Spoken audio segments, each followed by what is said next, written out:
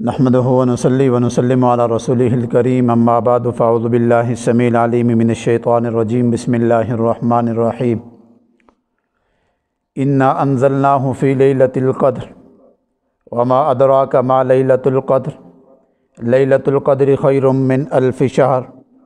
تنزل الملائکۃ والروح فیہا باذن ربہم من کل امر سلام ہی حتی مطلع الفجر صدق اللہ العظیم وصدق رسولہ النبی الکریم ونحن علی ذلک لمن الشاہدین والشاکرین والحمد للہ رب العالمین اسألک الحی الذی لم یتخذ ولدا ولم یکن له شریک فی الملک ولم یکن له ولی من الذل وکبرہ تکبیرا اللہ اکبر لا الہ الا اللہ واللہ اکبر وللہ الحمد اللہم صلی علی محمد وعلی آل محمد کما صلیت علی ابراہیم وعلی آل ابراہیم انک حمید مجید اللہم بارک علی محمد وعلی آل محمد کما بارکت علی ابراہیم وعلی آل ابراہیم انک حمید مجید۔ رمضان المبارک کا آج 14واں روزے کی ہم نے ابتدا کی ہے۔ دوسرا عشرہ آہستہ آہستہ گزر رہے۔ دوسرے عشرے کی آخر کے اندر اور تیسرے عشرے کی ابتدا جب ہوتی ہے تو اس وقت مرد بھی عورتیں بھی اعتکاف کرتے ہیں، بس مرد مسجد میں اور عورتیں اپنے اپنے گھروں کے اندر۔ یہ اعتکاف بہت محبوب عمل ہے، بہت مقدس عبادت ہے۔ اعتکاف کا مقصد یہی ہے کہ انسان اپنے مالک کے دروازے پر آ کر 10 دن 9 دن بیٹھ جاتے ہیں اور ایک ہی التجا کرتا ہے، یا اللہ میں اس وقت تک گھر نہیں جاؤں گا جب تک میری بخشش نہیں ہو جاتی، میری مغفرت نہیں ہو جاتی۔ اس کے لیے ہر مرد کو، ہر عورت کو کوشش کرنی چاہیے کہ یہ 9 دن 10 دن اپنے رب کو دے دیں، کوشش کرنی چاہیے۔ دیکھیں، انسان کو کبھی بھی وقت کچھ نہیں کرنے دیتا،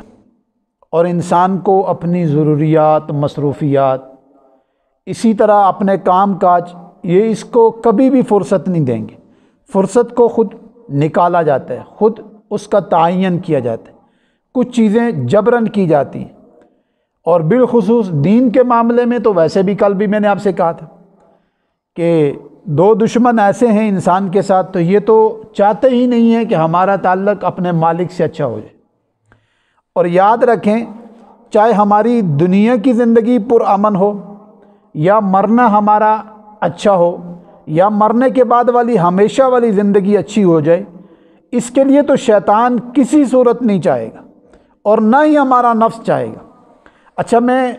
سوچ بھی رہا تھا مطالعے کے دوران کہ نفس کیسا خبیث ہے، اور شیطان بھی، کہ ہم اس کو ہر طرح کی سہولت دیتے ہیں۔ یعنی دیکھیں، انسان کے دل دماغ کے اوپر شیطان اور نفس وسوسہ ڈالتے ہیں گناہ کا۔ کوئی بھی گناہ ہو، چاہے بد نظری کا ہو، کسی کے خلاف باتیں کرنا یعنی غیبت کا ہو، کسی کے بارے میں غیبت سننے کا، کانوں کا گناہ، ہاتھوں کا غلط استعمال ہو، پاؤں کا غلط استعمال ہو، ٹھیک ہے، یا اپنی نفسانی خواہشات پوری کرنے کے جو گناہ ہیں، اسباب ہیں، انسان ان وسواس پہ عمل جب کرتا ہے، اچھا گناہ کے بعد بھی انسان مطمئن نہیں ہوتا، کہتا ہے اور کروں اور کروں اور کروں۔ اب یہ جو اور والی ہے، اس میں کیا ہے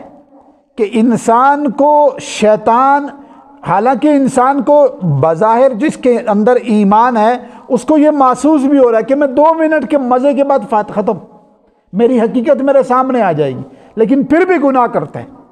پھر بھی ندامت کی طرف نہیں جاتا، بلکہ اس کا دل، اور اس کا دل تو نہیں، اس کا نفس اور موٹا ہو جاتا ہے اور اس کو آگے لے کے جاتا ہے۔ ایک گناہ کرتا ہے تو پھر دوسرا۔ اچھا، بعض دفعہ آپ نے بھی دیکھا ہوگا، بعض آدمیوں کو دوسروں کی باتیں کرنے میں مزہ آتا ہے، وہ خاموش نہیں رہ سکتے۔ اب یہ جو اس کو مزہ آ رہا ہے، بیسک اس کا شیطان اور نفس اتنا تگڑے ہو چکے ہیں کہ ان کو اس باتوں کے علاوہ آرام ہی نہیں، ان کو کہیں اور چین سکون نہیں ہے۔ پھر ہم نے یہ بھی دیکھا کہ بعض بزرگوں کو، بعض مستورات کو بعض عورتوں کو قرآن پڑھنے کا بہت مزہ آتا ہے، تلاوت کا بہت مزہ آتا ہے، ذکر کا بہت مزہ آتا ہے، وہ فضول باتیں نہیں کرتے۔ میں نے بہت ایسی مستورات دیکھی، ہر وقت ذکر کرتی رہتی، کوئی بات نہیں کرتی۔ اب یہ کیا ہے؟ حالانکہ اسی کے مقابلے میں دوسرے ہیں جو دوسروں کی باتیں کرنے میں ان کو سکون آتا ہے، اس کے علاوہ ان کو سکون حاصل نہیں ہوتا۔ لیکن یہاں چیز دیکھی جائے کہ جس کا جتنا نفس اور شیطان کمزور ہوگا، جتنے اللہ تعالیٰ سے اس کا تعلق مضبوط ہوگا، یہ آدمی نیکی کے اندر سکون محسوس کرے گا، پڑھنے پڑھانے میں سکون محسوس کرے گا۔ لیکن اسی کے مقابلے میں دوسرا جس کا نفس موٹا ہے، موٹے سے مطلب یعنی وہ پاورفل ہو گئے، وہ اس کو بار بار گناہ کی لذت میں دھکیلے گا اور وہ اس کو سکون حاصل کرنے کی کوشش کرے گا۔ تو یہ جو آخری 10 دن ہیں، 9 یا 10 دن رمضان المبارک کا آخری عشرہ، جس میں اللہ تعالیٰ بھی فرما رہے اتقم من النار، یعنی جہنم سے خلاصی والا عشرہ۔ اب اس عشرے کے اندر 10 دن کا اعتکاف، 9 دن کا اعتکاف، یعنی اللہ تعالیٰ کو اپنے آپ کو اللہ کے حوالے کر دینا اور رب کا مہمان بن جانا۔ اور پھر جو تلاوت میں نے کی، اس کے اندر بھی اللہ تعالیٰ یعنی ایک رات کا ذکر کرتے ہیں، اور اسی رات کے اندر جسے لیلۃ القدر، شب قدر جسے کہا جاتا ہے، یہ آخری عشرے میں یعنی آخری عشرے کی تاک راتوں کے اندر اس کو تلاش کیا جاتا ہے، اور اس کی عبادت فرمایا جس کو یہ رات حاصل ہو گئی، جس آدمی نے اس رات کے اندر کھڑے لیٹے یا بیٹھے اللہ کی عبادت میں یہ رات گزار دی، تو اللہ تعالیٰ ملائکہ اس کے اوپر نازل کرتے۔ اور ایک حدیث میں یہاں تک آتا ہے جس کا مفہوم ہے، جبریل علیہ السلام اپنے پورے لشکر کے ساتھ زمین پہ اترتے ہیں اور ان لوگوں کے ساتھ، چاہے مرد ہیں یا عورتیں جو عبادت میں مشغول، ان سے مصافحہ کرتے ہیں، ان سے سلام کرتے ہیں۔ اور اس آخری عشرے کی جو اعتکاف ہے، ایک دن کی جو اعتکاف کی فضیلت ہے، ایک دن کی، 10 دن کی نہیں، ایک دن کی سن لیں۔ فرمایا جو آدمی ایک دن کا اعتکاف کرتا ہے اللہ کی رضا کے لیے، اس آدمی کو جہنم سے 3 خندقیں دور کر دیا جاتا ہے، 3 خندقیں، اور ایک خندق کی مسافت زمین اور آسمان سے زیادہ ہے، یعنی ایک خندق کی اتنی مسافت ہے تو 3 کی کتنی ہوگی؟ اور جو آدمی 9 یا 10 دن اللہ کا مہمان بن جائے اس کو۔ اور پھر فرمایا اعتکاف والے آدمی کو اللہ تعالیٰ 2 پروانے عطا کرتے ہیں۔ ایک پروانہ یہ کہ جب وہ آخری دن یعنی چاند نظر آنے کے بعد گھر جا رہا ہوتا ہے تو اللہ تعالیٰ اس کی میل کچیل کو، اس کے سارے گناہوں کو دھو کے پاک صاف کر کے اس کو گھر کی طرف بھیجتے۔ یہ پہلا پروانہ۔ اور دوسرا پروانہ فرمایا یہ کہ جو اعتکاف والا آدمی یہاں بیٹھ کر جتنی عبادت کرے گا، اور اس کے مقابلے میں باہر جو لوگ ہیں وہ باہر کی جتنی عبادات کریں گے وہ سارا ثواب اور اجر اس کو ملے گا۔ مثلاً ایک آدمی اعتکاف بیٹھ گیا، اب یہ جنازے میں شریک نہیں ہو سکتا، یہ جمعے میں نہیں جا سکتا، جامع مسجد نہیں جا سکتا، یہیں بیٹھے رہے گا۔ اسی طریقے سے کسی مریض کی عیادت نہیں کر سکتا۔ اب مریض کی عیادت، مثال کے طور پر ابھی فجر ہو گئی ہے، ہم فجر کے بعد کسی کے گھر چلے جاتے ہیں، کسی بھی مریض کی عیادت کرتے ہیں اور وہاں جا کے اس کی خیریت دریافت کرتے ہیں، حال احوال لیتے ہیں، مریض ہے۔ فرمایا شام تک 70,000 فرشتے اس کے لیے دعائے مغفرت کرتے ہیں۔ اب یہ اعتکاف والا تو نہیں جا سکتا، اعتکاف والا نہیں جا سکتا، لیکن باہر جتنی بھی عبادات ہو رہی ہیں، جنازہ ہم کسی کا پڑھ رہے ہیں، دیگر جو عبادات ہم باہر کریں، اعتکاف والے کو یہاں بیٹھے بیٹھے وہ ساری عبادات کا ثواب مل رہا ہے۔ یہ اللہ تعالیٰ اپنے مہمان کی مہمان نوازی کر رہے ہیں۔ اور دوسرا فرمایا اعتکاف والے کا سونا بھی عبادت ہے، یعنی صرف فرض پڑھے، کچھ سنتیں پڑھ لی، کچھ نوافل پڑھ لیے اور تراویح پڑھ لی، تلاوت کچھ کر لی اور باقی سویا رہا، اس کی یہ بھی عبادت میں لکھا جائے گا، کیوں؟ یہ مہمان ہے، رب کا ہے۔ تو اس لیے ہمیں چاہیے کہ ہم آخری 9 دن، آج 14واں روزہ ہے، ابھی بھی ہمارے پاس وقت ہے، ہم اپنی تمام کام کاجوں کو ان 5 دنوں میں 6 دنوں میں پورا کریں، اور 20 کی عصر سے پہلے بس اپنا بستر لے کے مسجد میں آ جائے۔ اچھا یہ ضروری نہیں ہے کہ ایک آدمی بیٹھ گیا تو بس وہ پورے گاؤں کے لیے کافی ہے، نہیں، ہر آدمی کو کوشش، دیکھیں فرض کفایہ ادا تو ہو جائے گا لیکن کوشش کرنی چاہیے۔ دیکھیں اعلان ہو جائے کہ کون آدمی کسی بڑے کا مہمان بننا چاہتا ہے، 1 ہفتہ، 10 دن، 15 دن کے لیے بادشاہ کا مہمان بننا چاہتا ہے، اگر اعلان ہو جائے تو سارے تیار ہو جائیں گے، اور یہ بھی پتہ چل جائے کہ بادشاہ اس وقت کچھ عطا کرے گا، اس کو کچھ نوازے گا، کچھ اس کی یعنی داد رسی کرے گا، اور اس کے بعد تو ہر بندہ بھاگنے کے لیے تیار ہو جاتا ہے۔ لیکن کبھی ہم نے یہ بھی سوچے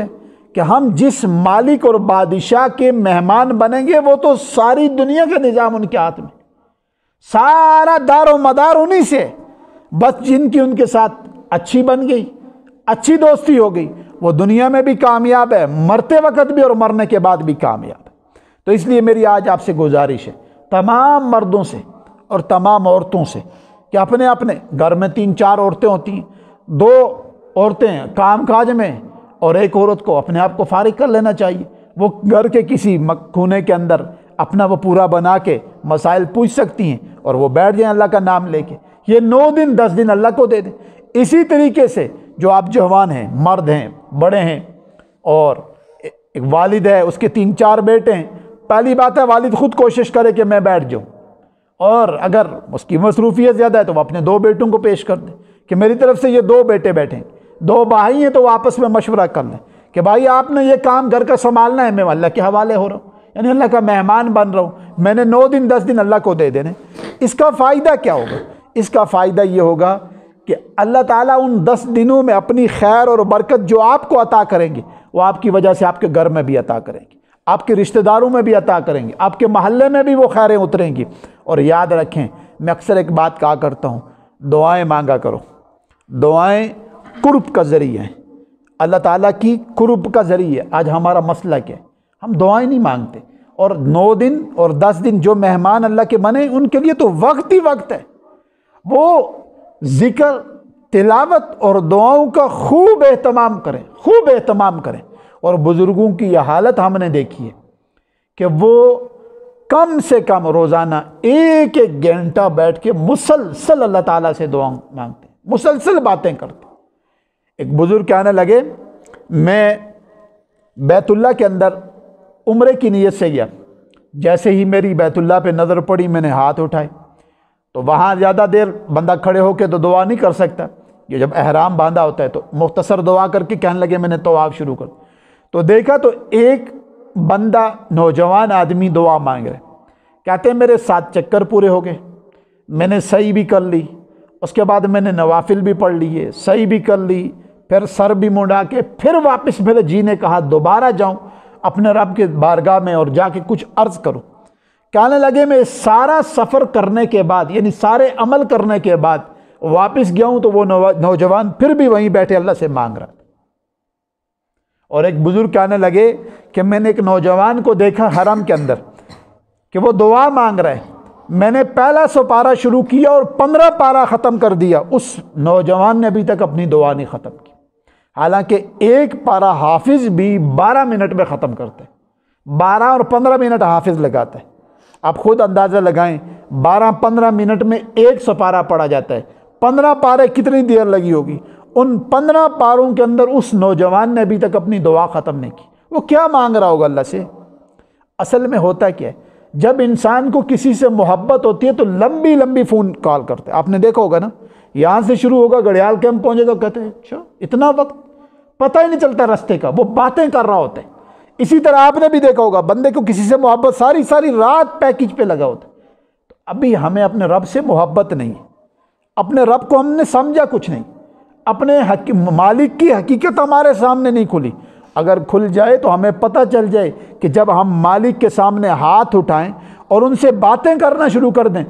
تو یہ وقت ہمارے لیے تھوڑا ہو جائے۔ اور اسی کے لیے میں نے 2-4 دن پہلے ایک بات کہی تھی، سیدہ فاطمہ رضی اللہ تعالیٰ عنہ کا کیا تھا، عشاء پڑھ کے، عشاء کی نماز پڑھنے کے بعد، حالانکہ عورت ذات ہے، کام کاج بھی کرتی ہوں گی اور دن کے بھی مصروفیات، تھکن، سارے معاملات، اور پھر اس دور میں آج پھر بھی جدید دور ہے، اور ہیں بھی بیٹی کس کی؟ حضور علیہ الصلوۃ والسلام، اور زوجہ کس کی؟ حضرت علی رضی اللہ تعالیٰ عنہ کی۔ کیا لکھتی ہیں؟ فرماتی ہیں کہ جب عشاء کے بعد 2 نفل پڑھے، ان 2 نفلوں کے اختتام جب کیا تو صبح کی اذان ہو رہی تھی، اور اذان جب ہو رہی تو اللہ تعالیٰ سے شکوہ کر رہی ہیں کہ اللہ آپ نے اتنی چھوٹی رات بنائی ہے کہ میرے 2 نفل مشکل سے پورے ہو رہے، یعنی وہ 2 نفلوں میں کیا پڑھتی ہوں گی، کیا کچھ اللہ سے مانگتی ہوں گی، کیا کچھ اللہ سے باتیں کرتی ہوں گی۔ تو اس لیے آج آپ سے گزارش ہے کہ ایک تو اعتکاف کا اہتمام کریں، ہر بندہ کوشش کرے، نیت کرے، اور دوسرا دعاؤں کا خوب اہتمام کریں، خوب اللہ سے مانگے۔ اللہ تعالیٰ سے جتنا مانگیں گے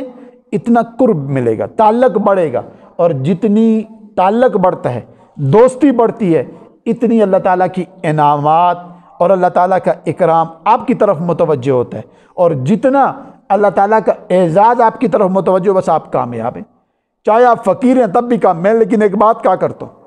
اللہ سے جب تعلق ہو جاتا ہے تو پھر انسان فقیر نہیں رہتا، پھر کمزور نہیں رہتا، بلکہ انسان کے سارے مسائل پہلے بھی اللہ حل کرتے ہیں، بس اس کے مسئلے وقت سے پہلے حل ہونا شروع ہو جاتے ہیں۔ دیکھیں نا کہ انسان کو مسئلہ ہے، کوئی بیماری لگ گئی ہے، اب ایک آدمی کو بیماری لگی، اس کی شفا اللہ تعالیٰ نے جھیکا گلی نہیں لکھی، بلکہ اللہ نے کہا اس کو 6 مہینے، سال، 2 سال میں نے ٹھوکریں لگانی، اس کو در در گھمانا ہے، کبھی پیروں کے چکروں میں، کبھی عاملوں کے چکروں میں، کبھی حکیموں کے چکروں میں، کبھی ڈاکٹروں کے چکروں میں، کبھی کس کے چکروں میں، اس کو میں پھیراؤں گا اور آخر میں اس کو شفا دے دوں۔